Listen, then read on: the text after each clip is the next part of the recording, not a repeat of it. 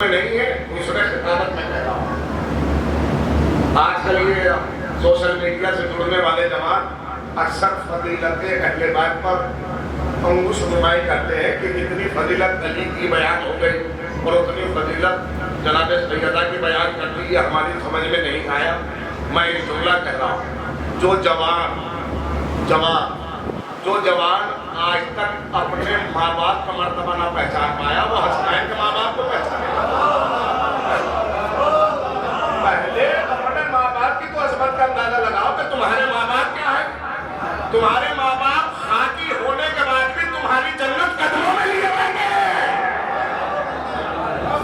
تمہارے ماں باپ خاکی ہونے کے بعد تمہاری جنت اپنے قدموں میں لیے بیٹھے ہیں۔ پھر وہ تو حسنین کے ماں باپ ہے، وہ تو پھر بھی حسنین کے ماں باپ ہے۔ عمار یاسر کی والدہ کہہ رہی ہے میرے لالا کہا ابا میں بالکل نہ جاؤں گا، آپ کی نافرمانی نہیں کروں گا، آپ کے حکم کی اطاعت کروں گا، لیکن ایک گزارش۔ کیسی گزارش؟ کہا مجھے روک لینا، میں رک جاؤں گا لیکن ایک بات پر میری بھی عمل کر لیا جائے۔ کیسی گزارش؟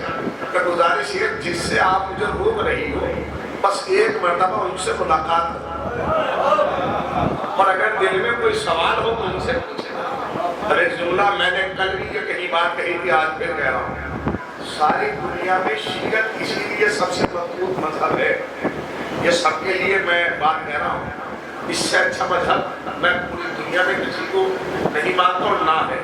پہلی دلیل، سب سے بڑی دلیل اس کی یہی ہے، آپ ساری دنیا کے مذہب کا جائزہ لیجیے اور ساری دنیا کے مذہب کی اسٹڈی کیجیے اور مطالعہ کیجیے، یہ واحد مذہب ہے قوم شیعہ جس میں پوچھنے پہ پابندی نہیں ہے۔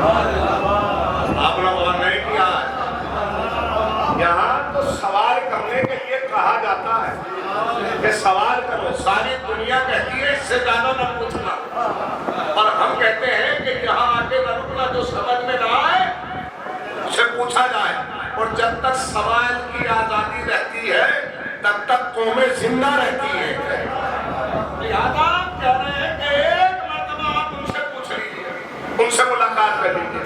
لہذا بیٹے کے اصرار پہ جناب عمار یاسر کی والدہ آئی اور آ کر بس ایک سوال کیا، وہ پوچھا آپ کا دین کہتا کیا ہے؟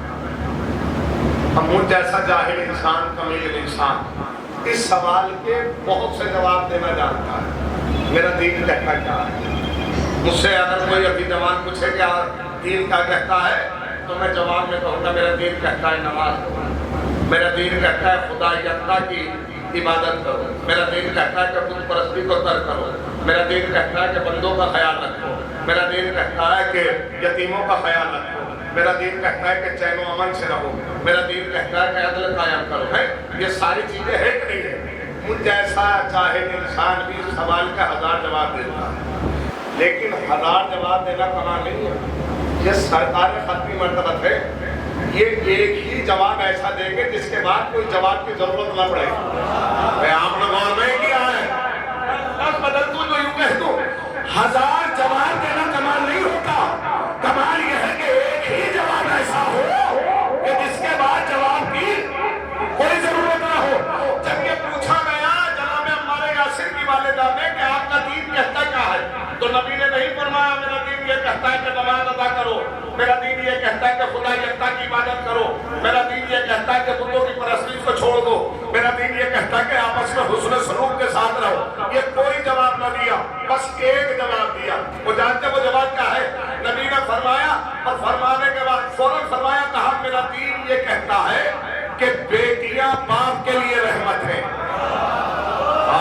میں اس کی فصاحت و بلاغت کو کیا حضور میری جانے قربان اس فصاحت و بلاغت پر، میرا دین یہ کہتا ہے کہ بیٹیاں باپ کے لیے رحمت ہے، یعنی نبی کہنے کے جاتے ہیں کہ نماز کی تبلیغ بعد میں ہوگی، پہلے انسانیت بچائی جائے گی۔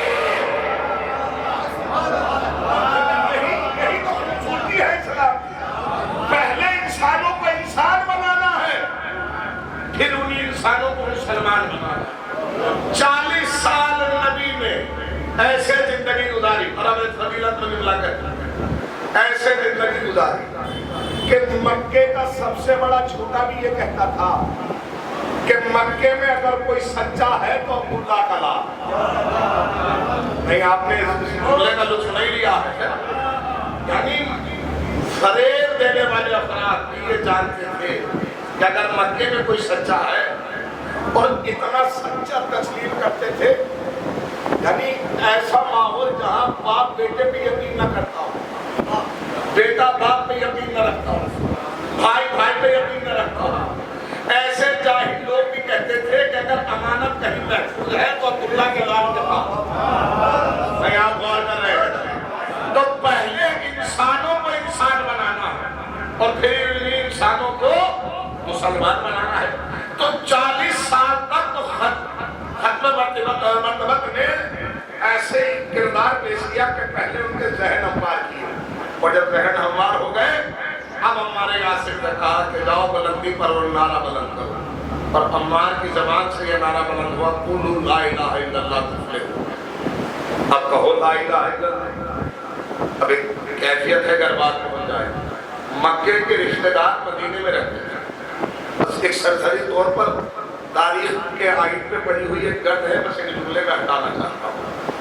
آج ایک روز خط آ گیا مدینے سے کہ کیا ہوا, بڑے دن ہو گئے اس طرف نہیں آنا ہو رہا ہے, خیریت ہے. تو انہوں نے جواب میں لکھا کہ کوئی ہے محمد نامی شخص ہے جو ایک نیا مذہب اور نیا دین لے کر آیا اور ہمارے دین کو باطل کہتا ہے, جھوٹا کہتا ہے.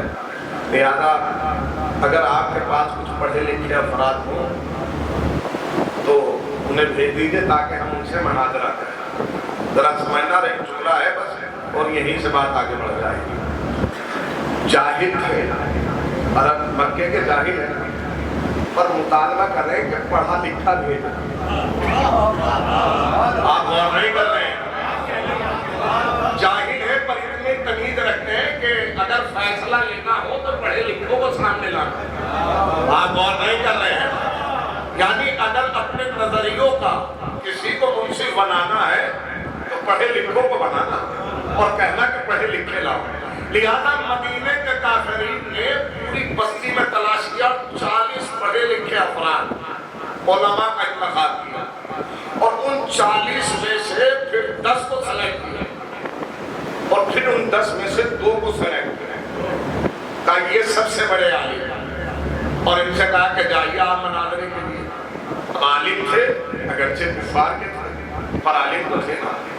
تو فوراً کہنے لگے کہ جب ہم ڈیبیٹ کریں گے تو جو حق پائیں گے وہی گواہی دیں گے. یعنی کافر ہے, عقیدے سے کافر ہے, لیکن علم کا ثبوت دے رہا ہے. گواہی وہی دیں گے جو حق پائیں گے. آپ غور نہیں کر رہے ہیں. گواہی وہی دیں گے. دیکھیں عالم کے علم کے حوالے سے گفتگو کروں. فرعون نے خواب دیکھا, میں درمیان میں روک رہا ہوں, خواب دیکھا اور خواب اپنے علماء سے بیان کیا. یہ ہے نہیں ہے, قرآن ہے کہ نہیں, جائیے اور پڑھیے. اب فرعون مسلمان نہیں نا, کسی کو شک تو نہیں ہے, تو میں گواہی دے تو میں آگے بڑھ جاؤں. فرعون مسلمان ہے, صاحب دین ہے, کافر ہے. اس کے علماء عالم بھی کافر ہے. جب اس نے اپنا خواب فرعون نے اپنے علماء سے بتایا تو علماء نے خواب کی تعبیر میں یہ نتیجہ دیا کہ کوئی آنے والا ہے, ایک بچہ آئے گا جو تیری حکومت کا تختہ پلٹ دے گا. اسی خواب کے نتیجے میں تو فرعون نے بچوں کو قتل کرنا شروع کیا تھا. اسی خواب کے نتیجے میں تو بچوں کو قتل کیا نا. 70,000 بچے قتل کے بعد روایات میں 90,000 بچے. ذرا سوچیے کیوں؟ کیونکہ عالموں نے کہا ہے کوئی آئے گا. اب اگر آپ کا ذہن آمادہ ہے اور تنقید میں جملہ نہ لے جائے تو میں تو جملہ کہہ رہا ہوں. کافر ہے, کافر فرعون کافر, پر اپنے علماء پہ اتنا یقین. ارے آپ نے وہ ہی نہیں کیا ہے. میں نے کہا میں تنقید میں جملہ میں لے رہا ہوں تو میں کہہ رہا ہوں کافر ہے, پر اپنے علماء پہ اتنا یقین کہ عالموں نے کہا ہے آئے گا تو آئے گا. لیکن میں جملے کا رخ کر دوں اور فقیروں میں جملہ کہہ دوں, یہ عجیب مسلمان ہے. رسول کہتے ہیں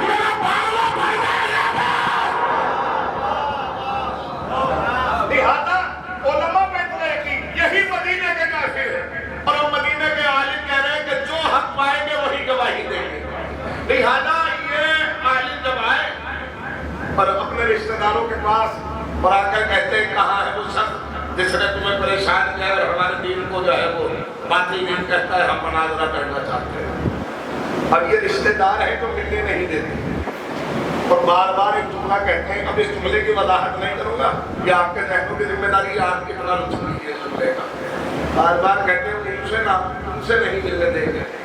عالموں نے پوچھا کیوں نہیں ملنے دیں گے؟ کہا اس لیے نہیں ملنے دیں گے جو بھی ان کی سنتا ہے انہی کا ہو جاتا ہے۔ آپ نے غور نہیں کیا، میں اس کی وضاحت نہیں کروں گا، یہ تو آپ کے ذہنوں کی ذمہ داری ہے۔ اب سمجھ میں آیا کہ جہاں بھی حق کی باتیں آتی ہیں اور جہاں حق کی باتیں ہوتی ہیں وہاں آنے سے کیوں روکا جاتا ہے؟ آپ غور کر رہے ہیں، اس لیے کہ جانتے ہیں اگر یہ گیا تو ہمارا نہیں رہے گا، اسی لیے یہ سارے فتوا دیے جاتے ہیں۔ لہذا کہا کہ جو ان کی سنتا ہے وہ انہی کا ہو جاتا ہے۔ اب یہ کفار عالم دین ہے، کافر ہے، انہوں نے فوراً کہا یہ کیسے ممکن ہے کہ کوئی کسی کی بات سن کے ان کا ہو جائے؟ اتنی دور سے بلایا، جس کام کے لیے بلایا اس کی طرف جانے نہیں دیتے، لہٰذا انہوں نے ارادہ کیا ہم خود جائیں گے۔ انہوں نے اصرار کیا تو انہوں نے کہا چلے جانا، تمہیں جو کہنا ہے کہہ لینا پر سننا نہیں، حتی الامکان کہ ان کے کانوں میں ان کافرین نے کوٹن ڈالا تاکہ یہ سن نہ سکتے۔ اور یہ ہے کہ انہوں نے کوٹن نکالی اور یہ چلے ادھر رسالت ماں حرم خانہ کعبہ میں کھڑے ہوئے۔ ان دونوں کی نظریں جب رسالت ماں سے ٹکرائی، جسے آئی کانٹیکٹ کہا جاتا ہے، جب آنکھوں سے آنکھیں ٹکرائی نا تو ان میں سے ایک عالم نے فوراً دوسرے عالم سے کہا یہ کون کھڑا ہے؟ ایسا لگتا ہے جیسے اس نے میری روح میں جھانک لیا ہو۔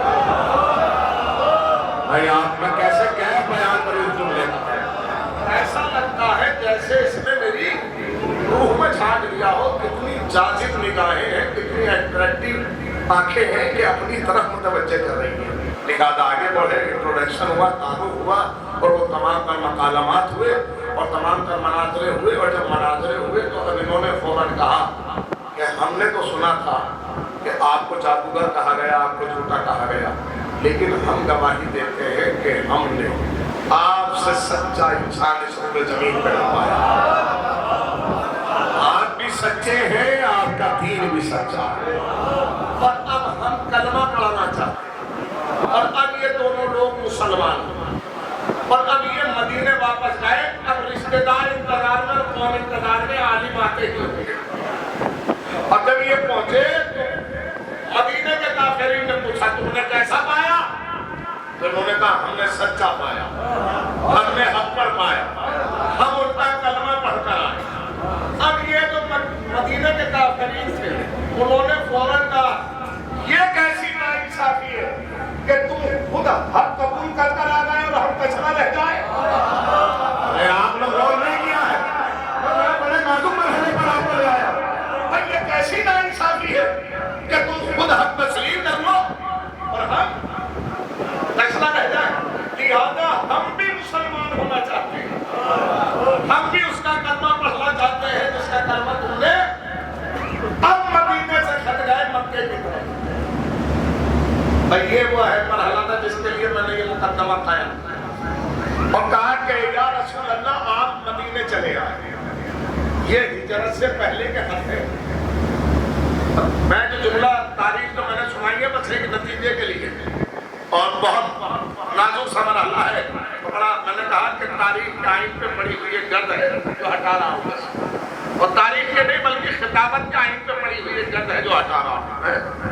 کہتے ہیں کہ جب یہ متواتر خط آئے کہ مدینے چلے آئے تو اب نبی نے جناب حمزہ سے فرمایا چچا جان مدینے کی طرف سفر کی، کیونکہ جناب ہمارے یاسر کے والدین کو بھی شہید کر دیا گیا۔ تاریخ اسلام کے پہلے شہید ہیں جناب ہمارے یاسر کے والدین، میں پھر کبھی انشاءاللہ بیان کروں گا ورنہ بات ادھوری رہ جائے گی۔ کہا کہ آپ انہیں روانہ کیجیے، اور اب چچا کو حوالے تمام صحابہ کو کیا، خانوادوں کو کیا، اور اب چچا کے حوالے کہا کہ آپ مدینے کی طرف چلیے اور مدینے کے باہر قیام کرنا اور میرا انتظار کرنا، میں بھی آ رہا ہوں۔ کہا کیوں نہیں والے کہ جن کی امانتیں میرے پاس ہیں وہ پہنچا دیں، پھر میں سفر کرتا ہوں۔ اب ایک جملہ سنیے، یہ عموماً پڑھا جاتا ہے، بہت نازک سا جملہ ہے اگر پہنچ جائے کہ نبی نے ہجرت کیوں، تو کیا کہہ دیا جاتا ہے جوزف کتابت میں کہ 40 مہنگی تلواریں تھیں، جان کا خطرہ تھا، لہٰذا نبی ہجرت کرے گا، یہ کہہ دیا جاتا ہے۔ ذرا سنیے، بس اسی مرحلے پر روک رہا ہوں، اگر سمجھ گئے تو بڑا نازک سا مرحلہ ہے۔ یہ کہہ دیا جاتا ہے کہ 40 مہنگی تلواریں تھیں، جان کا خطرہ تھا، نبی ہجرت کرے گا، یعنی بیس بنایا جاتا ہے خطرے کو، بنیاد کسے بنایا جاتا ہے؟ خطرے کو، کہ خطرہ تھا لہذا جان بچانے کے لیے نبی ہجرت کرے گا۔ لیکن میں کہہ رہا ہوں خطرے کی وجہ سے ہجرت نہیں کی ہے، نبی ہجرت کر رہے تھے تو خطرہ ہوا۔ آج سے آپ لفظ سمجھ جائیں اور میرے ساتھ ہو جائیں، خطرے کی وجہ سے ہجرت نہیں کی ہے، نبی ہجرت کر رہے تھے تو خطرہ ہوا۔ جب جناب حمزہ تمام خانوادے کو لے کر، تمام صحابہ کو لے کر نکل گئے تو کفار نے کہا کیا تم نہیں دیکھ رہے کہ محمد ہجرت کر رہے ہیں؟ اب اگر ہاتھ سے نکل گئے تو پھر ہاتھ نہیں آئیں گے، لہذا آج ہی سب میں گھیر لیا جائے۔ تو خطرے کی وجہ سے ہجرت نہیں کی ہے، ہجرت کی وجہ سے، میں اسے کیسے سمجھاؤں، اسے ایسے سن لیجیے اگر ایسے سمجھ میں نہیں آیا۔ نبی جو کام کرتا ہے وہ کام، وہ عمل بن جاتا ہے سنت۔ نبی جو بھی عمل انجام دے گا وہ کیا ہوگا؟ سنت ہوگا۔ اگر جان بچانے کے لیے نبی اپنا مرکز چھوڑ کر چلا جائے تو یہ سنت بن جاتی ہے، اور قیامت تک کے لیے ہر بھگوڑے کو یہ کہنے کے لیے موقع مل جاتا ہے، ارے آپ نے وہ بھی نہیں کیا، ہر بھگوڑے یہ کہتے ہیں کہ نبی جان بچانے کے لیے چلے آئے تو ہم بھی بھاگ آئے۔ نبی نے جان بچانے کے لیے ہجرت نہیں کی ہے، بلکہ نبی ہجرت کر رہے تھے تو خطرہ ہوا۔ دیکھیں بڑے نازک مرحلے پر ہوں میں، یہ ہمیشہ یاد رکھنا، خطرے کی وجہ سے ہجرت نہیں ہوئی ہے، ہجرت کی وجہ سے خطرہ ہو رہا ہے۔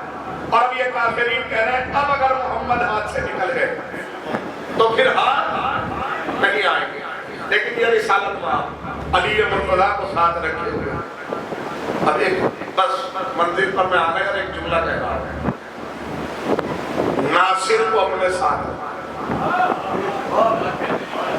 ملت ان کا سلطان النصیرہ۔ دیکھیں وہ میری طرف متوجہ رہے، ذکر آل محمد جو ہے یقیناً میں جملہ ہمیشہ کہتا ہوں پھر کہہ رہا ہوں، ذکر آل محمد رزق ہے، رزق، اور یہ جتنا مقدر میں ہوتا ہے اتنا ہی ملتا،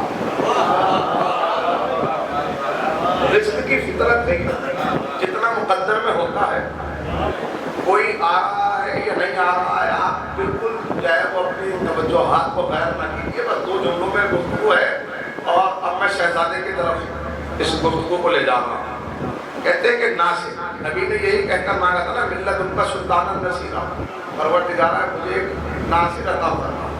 اب ناصر کسے کہتے ہیں یہ وضاحت کی ضرورت تو نہیں ہے نا، مددگار کو کہتے ہیں ناصر۔ جبکہ رسالت مآب یہ بھی کہہ سکتے تھے کہ پروردگارہ مجھے علی عطا فرما، لیکن دیکھیے صفت کے ساتھ مانگا ہے، نام کے ساتھ نہیں مانگا، صفت مجھے مددگار عطا فرما، ناصر، اور پھر یہی تعارف کرایا دعوت العشیرہ، جو میری مدد کرے گا، جو بھی میری نصرت کرے گا، جو بھی میرا ناصر ہوگا وہی میرا جانشین بھی ہوگا، وہی میرا بھائی بھی ہوگا۔ تو رسالت کے لیے ناصر کا ہونا ضروری ہے، اس لیے تو رسالت کا مطالبہ نصرت کا ہے۔ ایک جملہ اگر پہنچ جائے تو میرے ساتھ رہیے، تو رسالت کے ناصر کا نام ہے علی۔ اور کیجئے گا میں اس مرحلے پر لا رہا ہوں، فضیلت میں یہ جملہ کہہ رہا ہوں، ناصر۔ نبی نے جب علی کو طلب کیا تو لفظ رکھا ناصر، مجھے ناصر عطا فرما، یہ نہیں کہا مجھے بھائی عطا فرما، یہ نہیں کہا مجھے جانشین عطا فرما، نہیں، بلکہ کیا کہا؟ ناصر عطا فرما۔ اور دعوت العشیرہ میں بھی پہلی صفت یہی رکھی، جو میرا ناصر ہوگا وہی میرا جانشین ہوگا، اور میرا بھائی بھی ہے. تو لفظ ہے کیا؟ ناصر. ذرا سنیے ناصر. زمین کربلا پر امام حسین نے یہی تو لفظ رکھا حل من ناصر. میں کیسے فضیلت بیان کروں آپ کے سامنے؟ میں شہزادے کی فضیلت میں یہ جملہ کہہ رہا ہوں. شہزادے کی فضیلت میں امام نے یہ نہیں فرمایا حل من ناس. امام یہ نہیں کہہ رہے لوگوں میں کوئی ہے. دیکھیے بڑا نازک مرحلہ ہے. امام حسین زمین کربلا بھی یہ نہیں کہہ رہے حل من ناس لوگوں میں کوئی ہے جو ہماری مدد کرے. نہیں, امام کہہ رہے حل من ناصر. ناصروں میں کوئی بچا ہے؟ نہیں, وہ نہیں کہہ رہے. امام کہنا یہ کہتے ہیں مجھے لوگ نہیں چاہیے, ناصر چاہیے. لہذا ایک ناصر بچا ہوا تھا, اس نے خیمے سے لڑنے کہا, یعنی مجھے کہنے میں بس اتنے فرق لگے گا. اور جملہ یوں کہو رسالت کے ناصر کا نام بھی علی اور حسین کے ناصر کا نام بھی علی. امامت و رسالت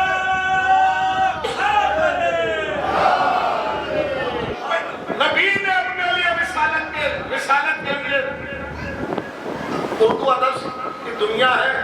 لہذا ایک ادب کے دائرے میں جو لاہور میں ہوں جہاں مسلط کا اظہار ہوا وہ ہے جنگ خیبر. وہاں بھی ایک لفظ رکھا گیا 39 دن تک یہ جنگ فتح نہ ہوئی تو کہا پروردگار مددگار تو تھے پر اب ناد علی کا نزول ہوا. اور کہا اس میں ایک لفظ ہے جس کی طرف مجھے پڑھنا ہے, ذرا غور کیجیے. اور کہا ناد علی پکاری ہے علی کو جو عجائب کا مظہر ہے نا. تجد ہو اون لکا آؤ لفظ اون کہتے ہیں مدد آئے گا مدد کرنے کے لیے. ذرا سنیے اون کہتے ہیں مدد. جیسے نصرت کہتے ہیں مدد کو, ناصر کہتے ہیں مدد کرنے والے, ایسے ہی اون کہتے ہیں مدد کو, اور معین کہتے ہیں مدد کرنے والے. رسالت میں آپ نے اپنی زندگی میں علی کو 2 خطاب, ایک ناصر اور ایک معین. میں یہاں غور کر رہا ہوں علی کے 2 خطاب, ایک ناصر اور ایک معین. اور یہی 2 لفظ حسین نے زمین کربلا پہ رکھے. حل من ناصر تعارف علی اصغر کا ہوا, اور پھر کہا حل من معینو, کوئی معین ہے. آپ نے غور نہیں کیا جب بھی انہیں ضرورت کی مدد کی ضرورت پڑی, جب انہوں نے یہ معین کہہ کر پکارا یا ناصر کہہ کر پکارا. کمال یہ ہے کہ معین کہا جبلیہ ہے, ناصر کہا جبلیہ. استغاثۂ حسین دراصل تعارف ہے نصرت لاچینان حسین. تو لہذا نبی ہجرت کر رہے اور اب اپنے ناصر کو لٹا رہے اور کہہ رہے اے علی میرے بستر پر سو جاؤ. اگر بات بہت قریب سے گزر جائے تو آخری نتیجہ ہے اور پھر بات تمام ہو جائے گی. کہتے ہیں کہ ہجرت تو آپ کے ذہن میں ہے ہی پہلے سے. میں تو بس ایک جملہ پڑھنا چاہتا ہوں. کہا کہ چونکہ 40 ننگی تلواریں اور علی ہے مددگار, اور علی سے ماہر کون ہے تلوار چلانے میں؟ ہم فنون نے ہر علی سے بہتر کون جانتا ہے؟ کوئی نہیں جانتا تھا. اس لیے علی کہہ رہے کیا میرے سونے سے آپ کی جان بچ جائے گی؟ یعنی کہنا یہ چاہ رہے ہیں مجھے اجازت دو تو یہ 40 کا 40,000 بھی ہوتے. ان میں کسی کی ہمت نہیں تھی کہ کوئی ایک بھی گھر میں داخل ہو جائے. لیکن اگر آپ یہ چاہتے ہو میں سو جاؤں اور میرے سونے سے اگر آپ محفوظ ہیں, یعنی پہلی شرط ہے آپ کی حفاظت. میں جاگوں یا سوؤں, اگر میرے جاگنے سے آپ محفوظ ہیں تو میں جاگوں گا, اور اگر میں سو جاؤں اور آپ محفوظ ہیں تو میں سو جاؤں. تو کہا آپ کے سونے سے میں محفوظ ہیں. لہٰذا علی اطمینان کے ساتھ بستر رسالت پر سو گئے. اور اب رسول چلے. ہمارے شہر کا ایک چھوٹا سا قصبہ ہے دیوبند, اور یہیں سے کتاب نکلی تھی. کتاب میں دیباچہ تھا, ایک چھوٹا سا دیباچہ, ایک دفعہ تھا, ایک दफा किताबें खरीदने के घर से गए तो उसमें भी नजर पड़ गई और मैंने खरीद लिया। उस दिबाचा 32 पेज का वो दिबाचा है और उसका टाइटल सुनिए नाम, उसका टाइटल है सहाबाए कराम के आंसू। मुझे तो नहीं मालूम था आप इतनी यानी खामोशी से चला उसको सुनेंगे इस नाम। आप देखिए आंसू की फजीलत अब वो बता रहे हैं जिन्होंने जिंदगी भर आंसू पे बिदअत के फतवे लगाए। अब वो आंसू की फजीलत में जो है वो टाइटल निकाल ले। अरे भाई मैं कोई ऐसी ठगी छुपी हुई बात तो नहीं कहूँगा, जाके देख लीजिए टाइटल मौजूद है, कोई इंतशार वाली बात तो नहीं है। उसी में है सहाबाए कराम के आंसू। उसी ने उन्होंने एक रिवायत लिखी अल्लामा शफी नोमानी की तारीख अल-मुनव्वरा का हवाला दिया। आज एक हजरत ने पहले हजरत ने रिसालत माह पर इतना लुटाया इतना लुटाया इतना लुटाया कि जिस्म पर एक लिबास और एक सवारी के अलावा कुछ ना बचना।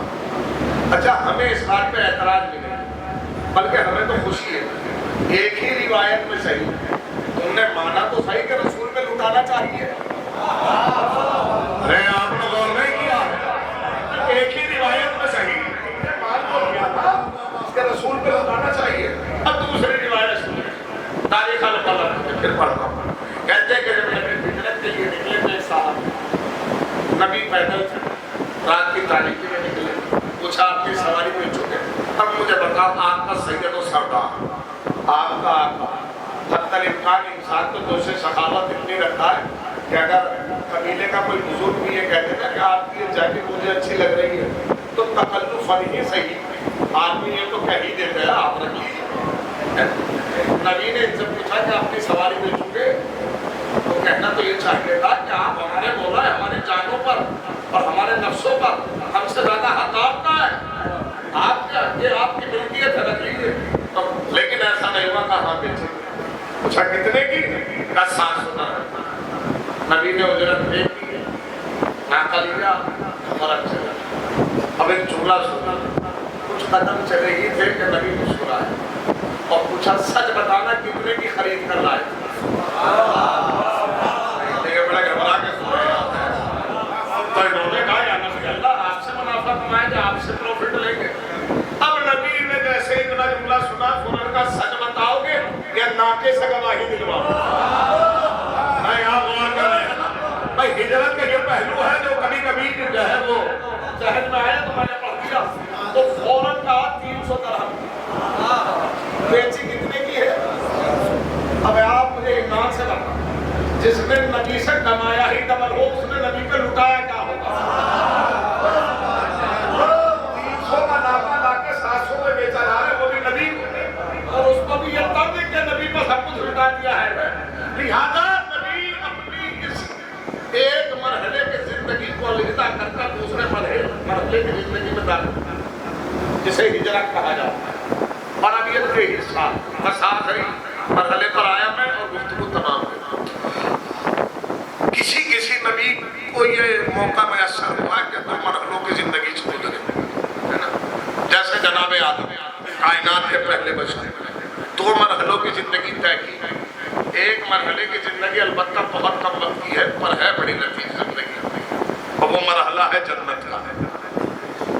जनाब आदम के भाई एक मरहले की जिंदगी है। अच्छा ये जवानों के लिए अर्ज कर दो, अल्लाह ने बनाया जमीन के ही लिए हजरत आदम को, वो भेजना भी जमीन पर ही, तो ये इनडायरेक्टली क्यों भेज रहा है?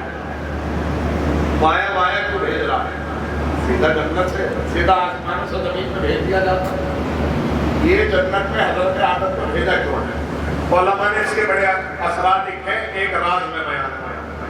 इसलिए भी भेजा जन्नत में ताकि हम जन्नत का गवाह बना लें, आई विटनेस शाहिद बना ले। मतलब कल अगर आदम की औलाद ने